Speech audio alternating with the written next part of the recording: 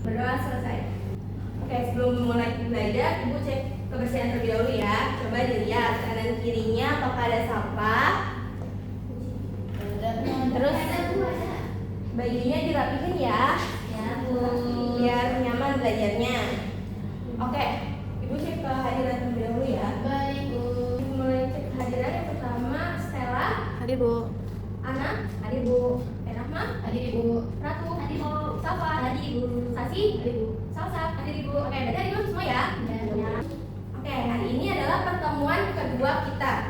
Nah, di pertemuan kemarin Ibu sudah sedikit menjelaskan apa itu sistem pembayaran. Nah, selain itu juga Ibu sudah menugaskan kalian untuk membaca buku materi sistem pembayaran tunai. Sudah pada baca belum materinya? Sudah. Sudah, tidak boleh lupa. Berarti kita sudah siap ya untuk belajar hari ini, untuk diskusi materi hari ini. Nah, kemarin kan Ibu sudah menjelaskan definisi sistem pembayaran, terus juga jenis-jenis sistem pembayaran. Nah, untuk pelajaran hari ini kita akan mendeskripsikan lagi sistem pembayaran, khususnya itu sistem pembayaran tunai. Yang kedua itu mengidentifikasi jenis-jenis alat pembayaran tunai yang digunakan dalam kegiatan ekonomi. Lalu yang ketiga menganalisis penggunaan uang tunai dalam berbagai transaksi di kehidupan sehari-hari. Dan materi yang terakhir itu adalah peran Bank Indonesia dalam mengatur dan menjaga kelancaran sistem pembayaran tunai di Indonesia. Nah, sebelum masuk materi hari ini, Ibu ada sedikit pertanyaan. Nah, kalian kan biasanya jajan ya, jajan atau melakukan transaksi jual beli. Nah, saat melakukan transaksi jual beli itu, kalian biasanya metode pembayarannya pakai apa sih? Pakai kris, Bu. Ya, pakai kris. Terus ada yang masih pakai tunai? Ada. Nah, kalian kalau misalnya pakai uang tunai itu biasanya dalam kondisi seperti apa sih? Kayak kalau lagi ada sinyal, Bu. Oke, nggak ada sinyal. Ya, lebih gampang pakai tunai ya. Kasih uangnya kapan?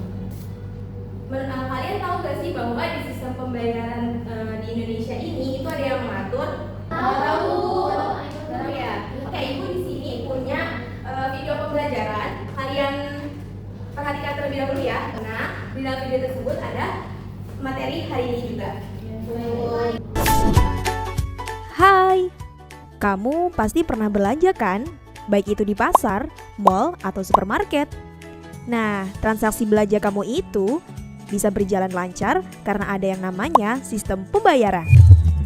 Dengan sistem pembayaran ini, kamu diharuskan mengeluarkan sejumlah uang tertentu sesuai dengan harga barang. Uang ini pun juga merupakan salah satu jenis alat pembayaran yang umum digunakan di masyarakat. Penasaran kan?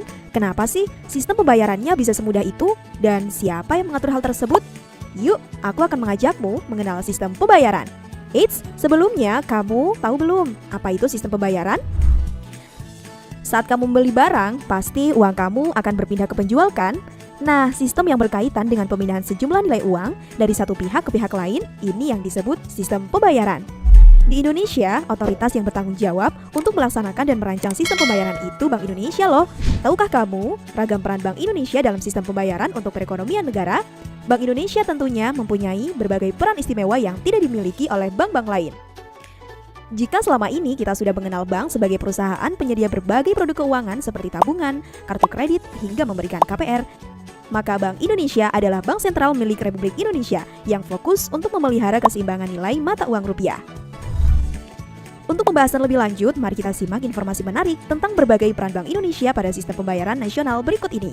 Yang pertama, regulator, di mana Bank Indonesia memastikan jika semua proses pada sistem pembayaran dapat berjalan lancar. Contohnya nih, Peraturan Bank Indonesia atau PBI nomor 14/23/PBI 2012 tentang transfer dana. Peraturan ini juga yang memudahkan kamu loh dalam bertransaksi online. Yang kedua, perizinan. Kalau kamu menabung, tentu kamu memastikan bukan lembaga keuangan itu sudah mendapatkan izin dari Bank Indonesia atau belum. Nah, ini sesuai aturan yang secara jelas pada PBI nomor 23/7/PBI/2021 dan PBI nomor 33/6/PBI/2021. Bank Indonesia tentunya tidak akan sembarangan memberikan izin kepada pihak atau perusahaan untuk menawarkan produk dan layanan keuangan. Yang ketiga, pengawasan. Agar kegiatan pembayaran berjalan dengan baik, Bank Indonesia juga memiliki peran sebagai pengawas dari sistem pembayaran di Indonesia. Selain melakukan monitoring lapangan, Bank Indonesia pun mengharuskan seluruh penyedia jasa pembayaran seperti bank umum atau fintech untuk menyampaikan secara resmi. Pengawasan ini tentunya dilakukan semata-mata untuk melindungi masyarakat, perbankan, perusahaan, hingga stakeholder. Yang keempat, operator. Dalam menjalankan peran sebagai penyelenggara atau operator, memiliki tanggung jawab antara lain menyelenggarakan sistem BI RTGS dengan menerapkan prinsip efisien, cepat, aman, dan handal. Sistem BI RTGS itu muara seluruh penyelesaian transaksi keuangan di Indonesia loh.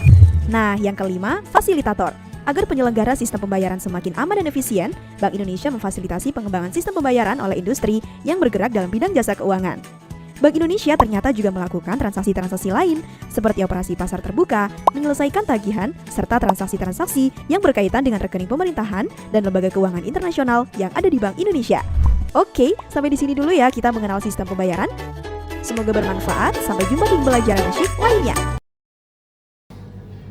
Oke, kalian sudah menonton videonya kan? Nah, di video tersebut itu lebih mendefinisikan sistem pembayaran itu lebih lengkap dibandingkan yang sudah dijelaskan minggu kemarin. Nah, kita masuk ke materi hari ini ya. Oke. Jadi, sistem pembayaran tunai adalah transaksi yang menggunakan uang fisik atau uang kartal yang bisa berupa uang kertas ataupun uang logam sebagai alat pembayaran langsung. Nah, sistem pembayaran tunai ini adalah metode pembayaran yang paling konvensional yang berlaku di berbagai negara, termasuk di Indonesia. Selanjutnya, itu ada instrumen pembayaran atau alat pembayaran. Yang pertama, itu yang biasa kita punya itu ada uang kertas. Uang kertas adalah uang yang diterbitkan dan diedarkan oleh bank sentral dengan pecahan nominal tertentu dan memiliki ciri-ciri tertentu. Nah, coba kalian yang punya uang boleh dipegang. Nih. Nah, kalau misalnya kalian raba-raba itu ada angka-angka yang menonjol. Dan kalau misalnya kalian lihat ini ada garis, nah itu adalah benang pengaman. Ya, tujuannya apa? Agar menghindari dari pemalsuan uang. Nah, oleh karena itu Bank Sentral itu menerapkan 3D. Ada yang tahu 3D apa? Gak tahu, Bu. Nah, 3D itu dilihat, diraba, diterawang. Alat pembayaran yang kedua itu adalah uang logam. Uang logam adalah uang yang berasal dari bahan logam tertentu. Biasanya uang logam itu nominalnya lebih kecil daripada uang kertas. Contohnya seperti 500 ya, di rupiah itu ada 500, 200, 100. Bahkan sebenarnya kita punya ada 1 rupiah. Itu. Oke, kita sedikit terlebih dahulu ya, biar kalian semangat. Nah, pastikan kalian itu tahu dong berbagai mata uang. Termasuk juga mata uang asing ya, tahu kan kalian? Tahu. Nah, kita tebak-tebakan mata uang asing, oke? Coba pertanyaan pertama, itu mata uang apa ini dan dari manakah mata uang ini? Won, dari mana? Korea. Betul, dari Korea. Makasih ibu. Gak apa-apa. Nah, pertanyaan kedua, dari manakah uang logam ini? Jepang. Tuh, mata uangnya apa? Nah, yang terakhir nih, kayaknya kalian itu familiar. Tapi yang ketiga ini kalian sebutin berapa besaran nominalnya ya? Iya. Coba. Ingat itu Indonesia rupiah. Ya, besarannya berapa coba? 2000. Oke, saya semangat ya melanjutkan pelajaran ini. Oke, selanjutnya itu ada materi dari kelebihan dan kekurangan dari sistem pembayaran tunai. Nah, kelebihan sistem pembayaran tunai ini bisa dikenai. Yang pertama itu penyelesaian seketika, di mana ketika kita sudah memberikan uang langsung gitu ya, sudah memberikan uang dan berpindah tangan. Nah, artinya transaksi itu sudah selesai, tidak perlu adanya konfirmasi dari pihak ketiga. Lalu yang kedua itu diterima universal, diterima oleh seluruh pedagang gitu ya, dari warung kecil, warung besar, di pasar ataupun di supermarket. Lalu yang ketiga itu tidak butuh perangkat khusus seperti mesin ataupun smartphone, terus tidak butuh internet juga. Nah, keempat itu adalah anonimitas, di mana identitas dari pembeli itu tidak tercatat. Gitu. Nah, selanjutnya itu ada kekurangan dari sistem pembayaran tunai. Yang pertama itu rawan hilang, dicuri, rusak, sehingga tidak bisa dilacak. Nah, kan kita kalau misalkan menyimpan uang gitu ya di kantong gitu, terus ada barang-barang lain. Nah, kalau kita ambil barang tersebut kadang suka keselip ya duitnya ya. Ya. Nah jadi hilang, terus kita juga nggak bisa melacak tuh duitnya ada di mana, kita cuma bisa ingat-ingat kayaknya jatuhnya di sini. Nah itu kekurangan dari alat pembayaran tunai. Kedua itu merepotkan untuk jumlah besar. Susah nih kalau misalnya kita ada pembayaran yang beratus-ratus juta, 200 juta, 300 juta, itu kan banyak banget ya kita bawa duit gepokannya gitu. Nah jadi sangat merepotkan kalau jumlahnya itu besar. Yang ketiga itu sulit pencatatan keuangan karena di sistem pembayaran tunai itu tidak dapat melakukan pencatatan secara otomatis. Jadi harus dicatat secara manual tentang pengeluaran atau pemasukannya. Nah, selanjutnya itu ada komponen utama dari sistem pembayaran. Sekarang tanggal berapa? 26. Oke. Komponen utama dari sistem pembayaran itu yang pertama ada alat pembayaran.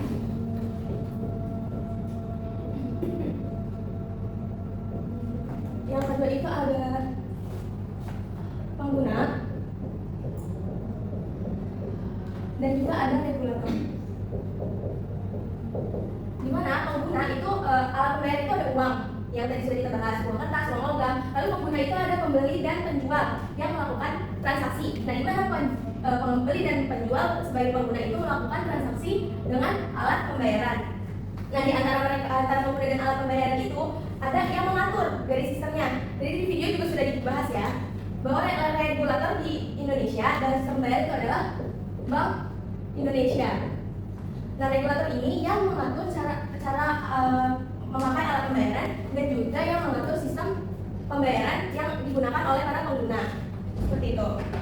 Nah, selanjutnya adalah peran Bank Sentral atau Bank Indonesia yang di dalam komponen itu sebagai regulator. Nah, Bank Indonesia itu apa? Bank Indonesia adalah lembaga yang mengatur serta mengawasi infrastruktur sistem pembayaran baik secara tunai maupun non tunai. Nah, Bank Indonesia ini mempunyai 4 peran. Yang pertama itu perencanaan keuangan, dimana itu menghitung kebutuhan uang di Indonesia. Yang kedua itu pencetakan. Nah, itu mencetak uang dengan standar tinggi. Jadi uang-uang kita, uang-uang yang kita pegang, yang kita gunakan sehari-hari itu dicetaknya hanya boleh oleh Bank Indonesia, tidak boleh pihak lain. Gitu yang. Nah, peran selanjutnya itu adalah pengedaran, yaitu mendistribusikan uang ke seluruh Indonesia. Lalu ada pemusnahan, yaitu menarik dan memusnahkan uang rusak. Menarik itu maksudnya untuk uang-uang yang sudah tidak berlaku, yang sudah sangat lama, itu sudah tidak berlaku di Indonesia, itu ditarik dari pasaran. Nah, kalau misalkan uang rusak itu maksudnya seperti apa? Nah, misalnya kalian punya uang di brankas di rumah, di lemari. Nah, uang-uang itu rusak karena dimakan rayap ataupun kebakar. Nah, itu tuh sebenarnya masih bisa ditukar di Bank Indonesia. Kalian menukarkan di Bank Indonesia, nanti mereka yang akan memusnahkannya. Kita tidak boleh merusak uang kita sendiri. Oke. Selanjutnya, karena materi kita sudah habis hari ini, Ibu akan memberikan tugas diskusi. Ibu akan membentuk 2 kelompok. Ini kelompok 1, ini kelompok 2 ya. Dan nanti soalnya itu adalah studi kasus tentang sistem pembayaran tunai di kehidupan sehari-hari. Ibu akan memberikan KPD-nya. Nanti kalian tulis jawabannya di sini ya. Ya, Bu. Oke. Ini soalnya. Ini juga. Waktunya 5 menit cukup ya untuk berdiskusi. Baik, nanti yang sudah selesai boleh dibacakan.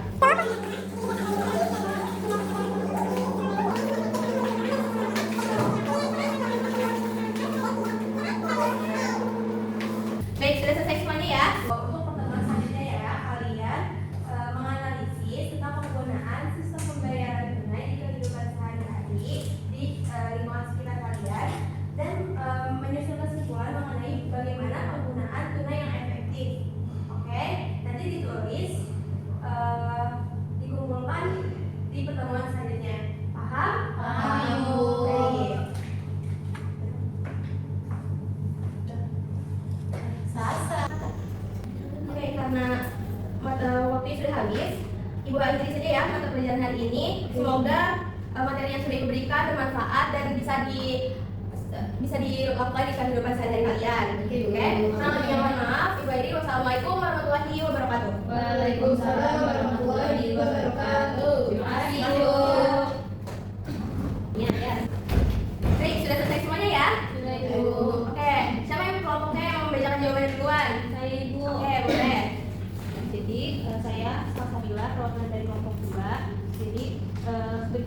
itu, seorang siswa membawa uang tunai dalam jumlah besar untuk membayar kegiatan sekolah. Dalam perjalanan, uang tersebut hilang sehingga ia tidak dapat melakukan pembayaran tepat waktu.